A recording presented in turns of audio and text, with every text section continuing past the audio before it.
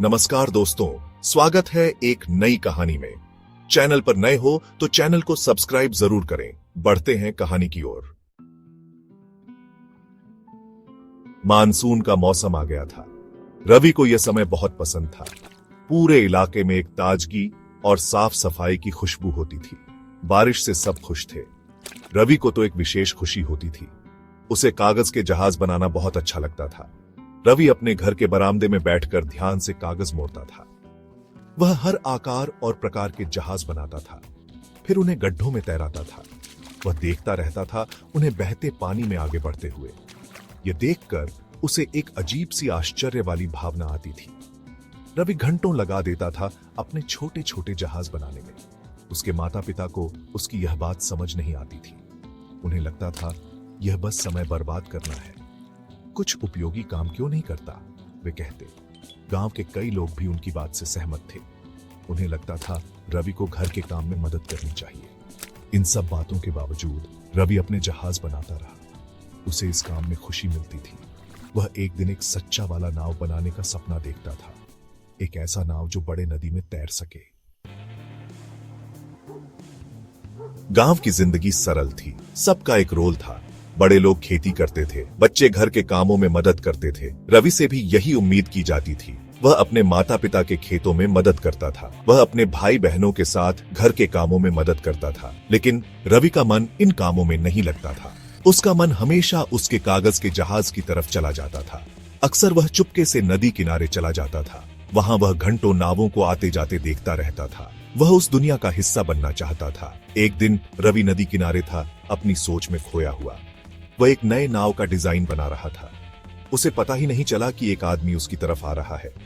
क्या कर रहे हो तुम यहां, नौजवान? वह आदमी बोला। रवि चौंक गया। उसने ऊपर देखा तो एक दयालु चेहरे वाले आदमी को देखा। वह आदमी गांव के स्कूल में शिक्षक था। रवि ने टीचर को अपने ड्राइंग्स दिखाए। उसने अपने असली नाव बनाने के सपने के बारे में बताया। टीचर ने धैर्यपूर्वक उसकी बात सुनी। उसने रवि की आंखों में वो चमक देखी। वह मुस्कुराया और बोला, तुम्हारा जुनून प्रशंसनीय है रवि, लेकिन कागज के जहाज नाजुक होते हैं। वे नदी में ज्यादा समय तक नहीं टिक पाएंगे। रवि का चेहरा उतर गया। वह जानता था कि टीचर सही कह रहा है। तो मैं क्या करूं? उसने निराश होकर पूछा। अगले महीने स्कूल में साइंस फेयर है, टीचर ने कहा। क्यों ना तुम अपनी नाव बनाने की कला को प्रदर्शित करो? तुम उन्हें और मजबूत और बेहतर बनाना सीख सकते हो। रवि की आंखों में चमक आ गई। उसने इस बारे में कभी सोचा ही नहीं था। उसने टीचर को धन्यवाद कहा और घर की तरफ भागा। वह अपने प्रोजेक्ट पर काम शुरू करने के लिए उत्साहित था। उसके पास 1 महीना था डिजाइन करने और सबसे मजबूत नाव बनाने के लिए। रवि ने अलग अलग मटेरियल्स के साथ एक्सपेरिमेंट करना शुरू कर दिया। उसने पत्ते, छाल और मिट्टी का उपयोग करके देखा। उसने अलग अलग आकार और साइज ट्राई किए। वह अपनी नाव के लिए परफेक्ट डिजाइन ढूंढना चाहता था। उसने रीड से भी छोटे छोटे बोट्स बुनकर देखे। शुरू में उसके माता पिता संदेह में थे। उन्होंने उसे पहले भी कागज के जहाज के साथ जुनूनी होते देखा था, लेकिन इस बार अलग था। रवि दृढ़ निश्चयी था। वह बिना थके मेहनत करता रहा, अपनी गलतियों से सीखता रहा। उन्होंने उसके जुनून और समर्पण को देखना शुरू कर दिया।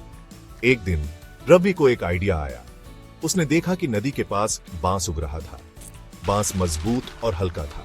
उसे कुछ फेंका हुआ केले का रेशा भी मिला। वह मजबूत और वाटरप्रूफ था। उसने तय किया कि वह इन मटेरियल्स का उपयोग करके अपनी नाव बनाएगा। विज्ञान मेले का दिन आ गया। स्कूल उत्साह से भरा हुआ था। छात्रों ने अपने प्रोजेक्ट्स प्रदर्शित किए। रोबोट्स थे, प्रयोग थे और एक कार्यशील ज्वालामुखी भी था। रवि ने घबराते हुए अपना स्टॉल सेट किया। उसने अपनी नाव का नाम होप रखा था। कई लोग रवि की नाव की प्रशंसा करने के लिए रुके। वे उसकी कारीगरी और नवाचार से प्रभावित थे। जज भी समान रूप से प्रभावित थे। उन्होंने उसकी रचनात्मकता और समस्या समाधान कौशल की प्रशंसा की। सबकी खुशी के लिए रवि ने प्रथम पुरस्कार जीता। लेकिन सबसे बड़ा इनाम तो अभी बाकी था। शहर से वैज्ञानिकों का एक समूह मेले में आया था। वे रवि की नाव से प्रभावित थे। उन्होंने उसे शहर में इंजीनियरिंग की पढ़ाई के लिए छात्रवृत्ति की पेशकश की। रवि खुशी से फूला नहीं समा रहा था। उसका नाव बनाने का सपना आखिरकार पूरा होने वाला था।